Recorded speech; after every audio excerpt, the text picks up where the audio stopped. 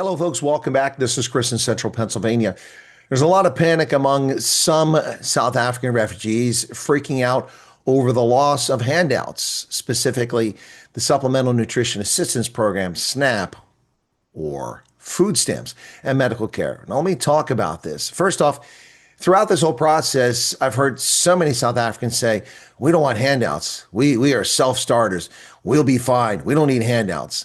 And while that may be the vast majority of people, and that's fine, whether you want or need a handout, some people do need a helping hand. But for those who often say that, some of them are the ones that are crying the most about not getting handouts or about being abandoned because they didn't pay attention and all sorts of things.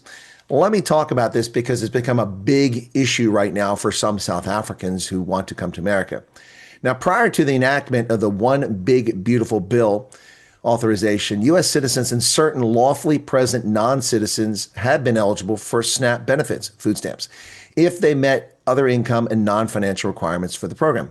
Lawfully present non-citizen groups eligible for SNAP included refugees, asylees, victims of trafficking, Amerasians, Cuban and Haitian entrants, Iraqi and Afghanistan special immigrant visa holders, SIVs, and Compact of Free Association, or COFA, citizens from the Marshall Islands, Micronesia, and Palau. So basically, we gave free food to so many people.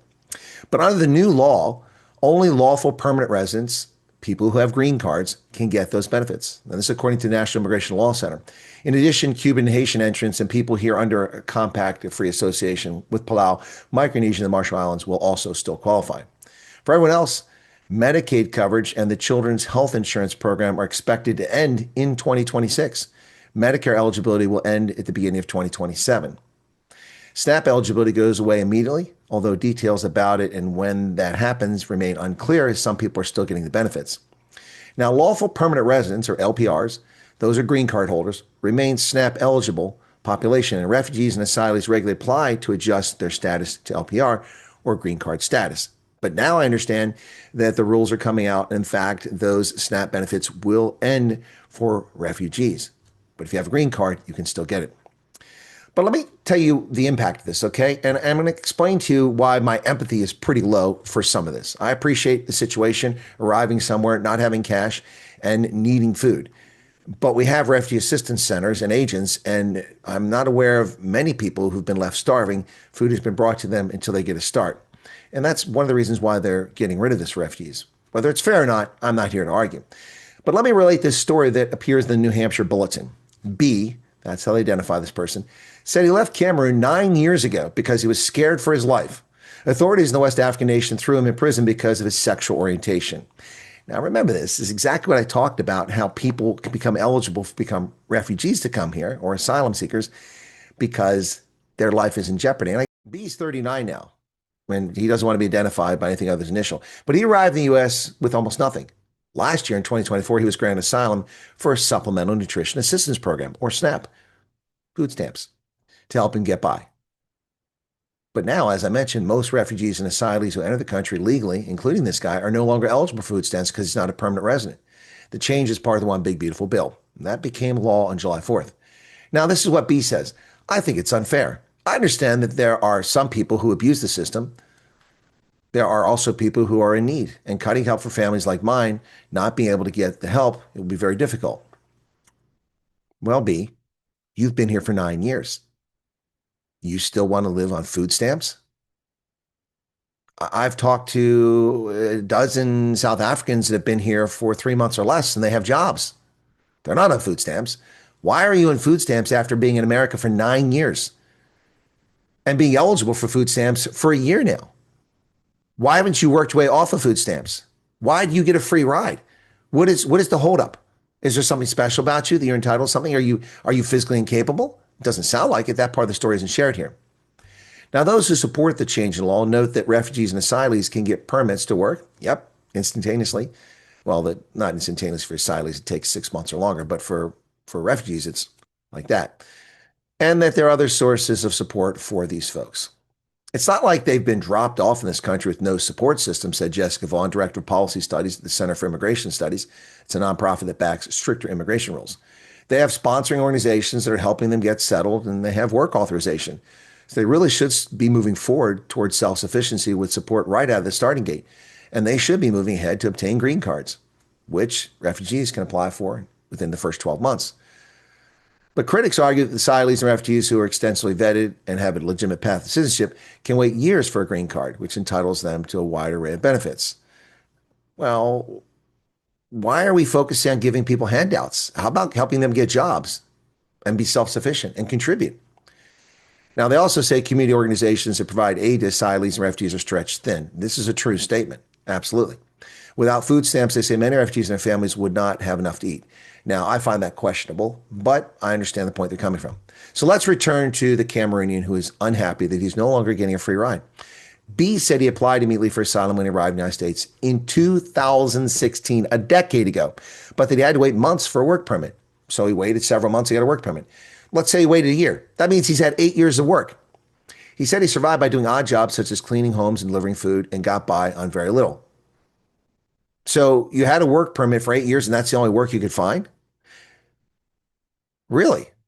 He said it wasn't until late 2024 when he finally won his asylum case that he was eligible to get any public benefits, including food stamps. Dude, after 8 freaking years, you should be wealthy. You should have money. The average legal immigrant to America has a far higher per capita income than a native-born American after usually 5 or 6 years. Yet you're unhappy that we're not giving you food stamps 10 years after you came to our country. Eligibility for food stamps came at a critical time for B, as car accident had prevented him from making food deliveries. While not having income, it was very helpful. I'm somebody, if I can work, I will work. The only reason I went over there to ask is because I had nowhere else to go. Well, that's not true. There are food banks located throughout this country, so I'm not buying this story at all. The bottom line here, folks, is yes, the law, the one big beautiful bill, did have, well, for some people, unintended consequences, and that includes ending food stamps for refugees and asylum seekers, only for American citizens and lawful permanent residents. America first, I guess, is what Trump is going for here. Now, I don't know if the intent was to cut off the refugees and asylum seekers, but that's what the bill says. It's the law now since July 4th, and they'll no longer be eligible going forward. So for all the South Africans who say they're not here for a handout, they could make their own way, they don't want people to carry them, they'll contribute. Thank you. That's fantastic. And I wish you the best of luck. For those of you who are upset that you're getting a free ride, you're not paying to immigrate to America, you're coming over here with a loan, interest-free loan to land here. You don't even have to pay for your flight. I have to pay for my flight to go to South Africa, unless Rob Hersoff pays for it. You get in here with none of the legal hassles. You get a path to quick green card status, permanent status, with almost no questions asked. None of it costs you a penny, not a single cent. And then you're not happy that you can't get food stamps. Well, you're only going to get them for a short period of time anyway. That's the first thing. So keep that in mind. Anyway, look, I don't know what to tell people here. If you think I'm callous because I think people shouldn't get handouts, well, that's your prerogative. But I'm just reporting the news here and telling you what's going on. I am telling you that I do have an issue with B from Cameroon, who's whining about not getting food stamps after he's lived in this country for 9 years. How long are we expected to carry him? He's not even an American. We let him live here for 9 years, and he's angry because he doesn't get a free ride. To me, that's just arrogance. But maybe I'm alone in that boat. Anyway, all right, folks, there you have it. That's the update. And a lot of people are freaking out over this. It is true.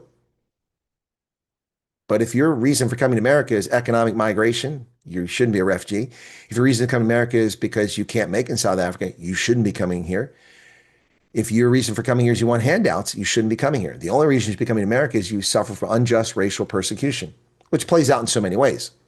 But that should be your motivation. Your life is in jeopardy. You're being persecuted by groups who intend to harm you in one way or another. And that includes preventing you from having employment, canceling your businesses, things like that.